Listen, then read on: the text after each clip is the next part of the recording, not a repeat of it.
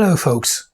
Lest anyone says they're not a band of the 90s, please note I'll always have space for a good band on my channel, whether they were formed 5 or 50 years ago. Yeah, give me a break.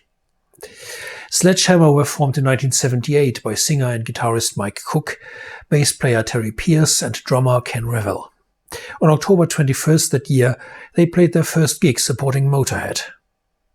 This sounds bigger than it was, because you have to remember that Motorhead were still a small band at the time, playing covers, like the latest single Louie Louie, which they promoted on this UK tour.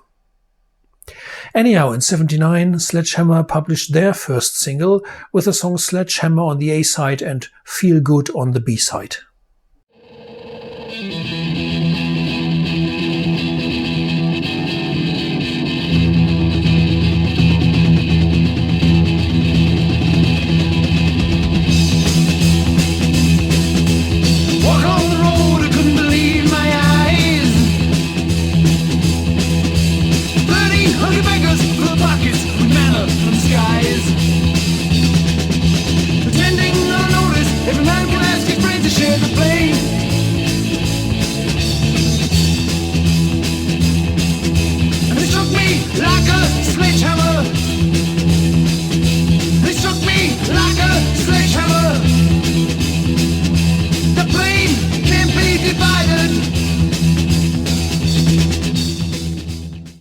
Sledgehammer went and played more gigs. For example, in February 1980, they supported Saxon at the Electric Ballroom in London.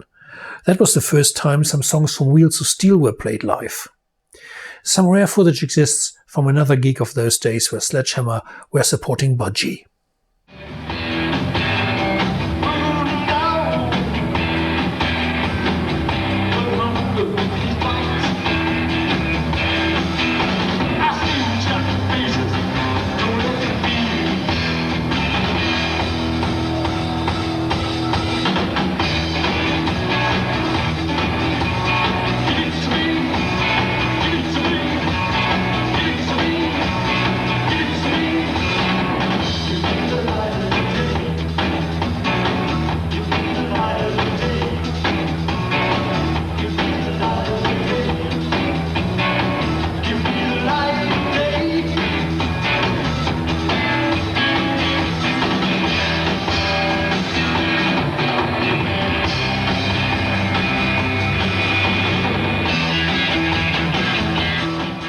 Since the Sledgehammer guys were living just a few miles from Reading, they managed to play on the big Reading Festival as a local band. Major label EMI put a new recording of their song Sledgehammer on the legendary Metal for Mothers compilation in 1980, next to Iron Maiden, Praying Mantis, Angel Witch and Samson. It looked like success was in reach now, but something is happening I don't quite understand. After this promising start, instead of signing a record deal and recording their debut album, Sledgehammer disappeared for over 2 years. Their bass player left, and it took them until 1983 to get a temporary replacement in John Jay, and finally record the first album Blood on Their Hands with producer Chris Tsangarides.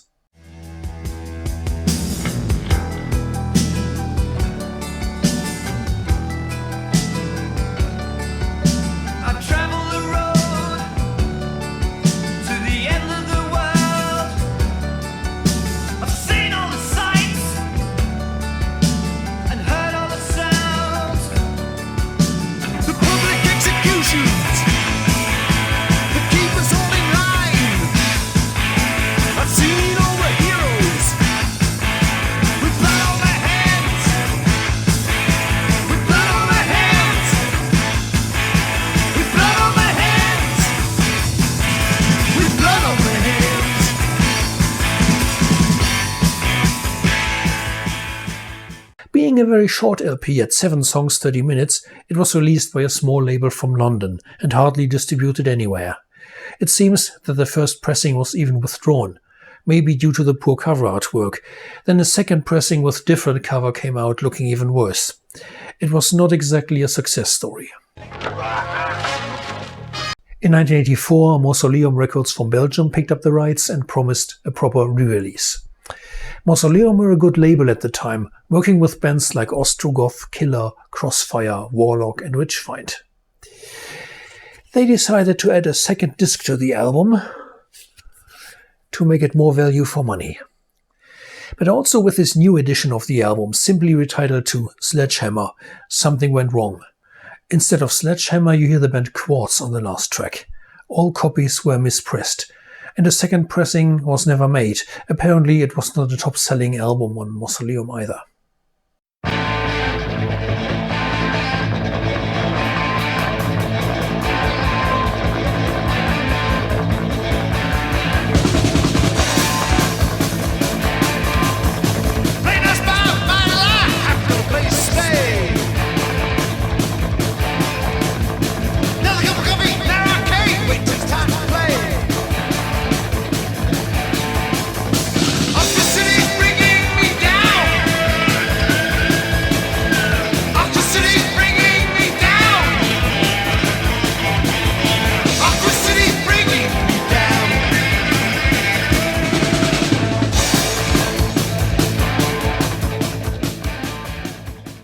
The band had meanwhile found another bass player, Gary Sherwin, and decided they needed some more promotion, possibly on television, so they booked the Marquee Club in London to have a live video filmed. But in meanwhile, typical Sledgehammer fashion, something went wrong. Due to a mistake in the advertising, nobody knew they were playing, so the show took place in an almost empty venue. Fake applause had to be added to hear any audience reaction at all. Nevertheless, the track Garabandal was used for the video compilation Breakin' Metal, a VHS tape including The Mighty Thor, Rock Goddess, Thin Lizzy and more. I put some links in the video description below. Then it became quiet again for a couple of years in the Sledgehammer camp, until they resurfaced in 1988 with 2 7-inch singles. 1989 they entered the studio for demo recordings of a possible second album, but that was never released. Because everything is on the internet nowadays, you can listen to a bit from that though.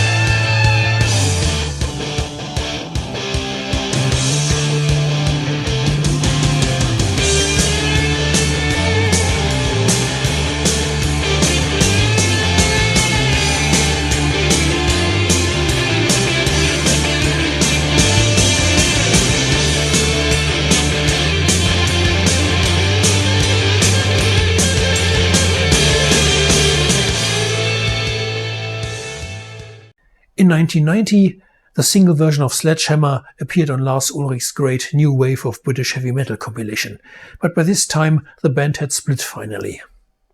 Even if Sledgehammer occasionally appeared on more compilations like Lightning to the Nations, their album was never re-released, which is strange if you consider how many obscure British metal bands got CD reissues or even vinyl with music that only appeared on demo tapes back in the day. Compared to those, Blood on Their Hands is a classic, a much more professional recording that should be made available again. 35 years after the LP came out, I finally spotted a copy on CD, but learned it's only a bootleg, even if the label Eclipse Records looks pretty official. That was probably the idea, don't you think? At least they amended the era of Mausoleum and used the correct bonus tracks from the singles. Thanks for watching and remember Sledgehammer.